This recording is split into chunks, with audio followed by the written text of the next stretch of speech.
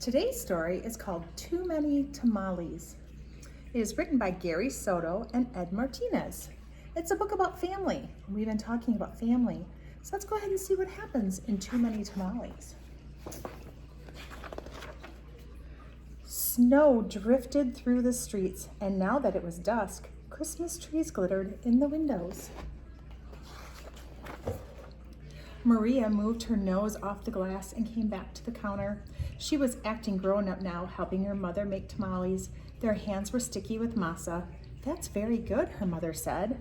Maria happily kneaded the masa. She felt grown up, wearing her mother's apron. Her mother even let her wear lipstick and perfume. If only I could wear Mom's ring, she thought. Maria's mother had placed her diamond ring on the kitchen counter. Maria loved the ring. She loved how it sparkled like their Christmas tree lights. When her mother left the kitchen to answer the telephone, Maria couldn't help herself. She wiped her hands on the apron and looked back at the door. "I'll wear the ring for just a minute," she said to herself. The ring sparkled on her thumb. Maria returned to kneading the masa, her hands pumping up and down. On her thumb, the ring disappeared and then reappeared in the sticky glob of dough. Her mother returned and took the bowl from her. "Go get your father for this part," she said. Then the three of them began to spread masa onto the corn husks. Maria's father helped by plopping a spoonful of meat in the center and folding the husks. He then placed them in a large pot on the stove.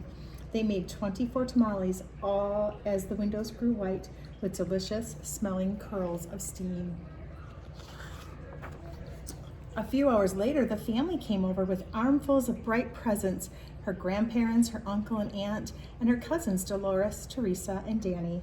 Maria kissed everyone hello, and then she grabbed Dolores by the arm and took her upstairs to play with the other cousins, tagging along after them.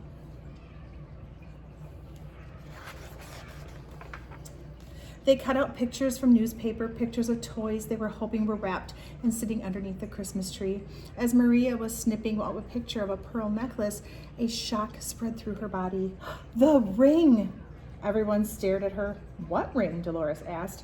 Without answering, Maria ran to the kitchen. The steaming tamales lay piled on a platter. "The ring is inside one of those tamales," she thought to herself. "It must have come off while I was kneading the masa." Dolores, Teresa, and Danny skidded into the kitchen behind her. "Help me," Maria cried. They looked at each other. Danny piped up first. "What do you want us to do?" "Eat them," she said. "If you bite something hard, tell me." The four of them started eating. They ripped off the husks and bit into them. The first one was good, the second one pretty good, but the third tamale, they were tired of the taste. "Keep eating," Maria scolded. Corn husks littered the floor. Their stomachs were stretched till they hurt, but the cousins kept eating until only one tamale remained on the plate.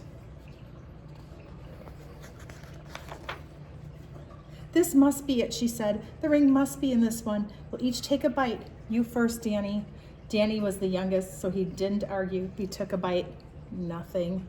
Dolores took a bite. Nothing. Teresa took a big bite. Still nothing. It was Maria's turn.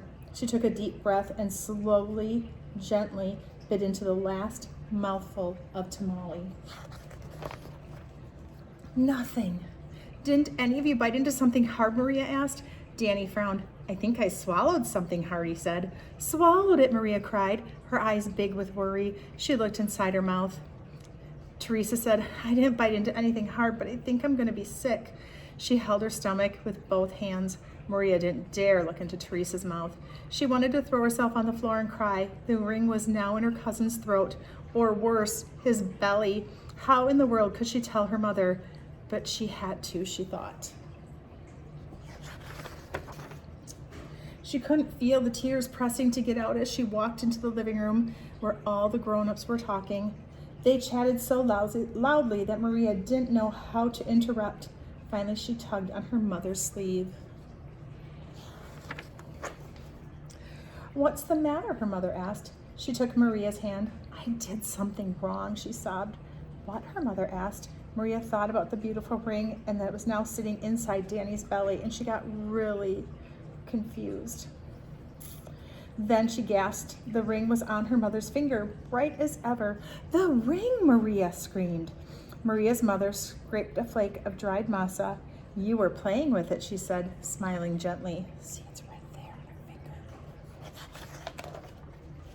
"I wanted to wear it," Maria said, looking down at the rug. Then she told them about how they'd eaten the tamales.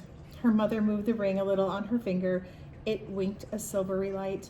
Maria looked up and Aunt Rosa winked at her too. "Well, it looks like we'll all have to cook up another batch of tamales," Rosa said cheerfully. Maria held her full stomach as everyone filled the kitchen, joking and laughing. At first, she still felt like crying as she kneaded the great bowl of masa next to her Aunt Rosa. As she plumped her hands up and down, a leftover tear fell from her eyelash and into the bowl, and for just a second rested on her finger, sparkling like a jewel. Then Rosa nudged her with her elbow and said, "Hey, Nina, it's not so bad. Everyone knows that the second batch of tamales always tastes better than the first, right?" When Dolores, Teresa, and Danny heard it from the other side of the room, they left off a groan the size of 24 tamales. Then Maria couldn't help herself. She laughed, and pretty soon everyone else was laughing, including her mother. And when Maria put her hands back into the bowl of masa, the leftover tear was gone. Well, that was a great story about a family and being honest and telling the truth. I really like that book. It's one of my favorites.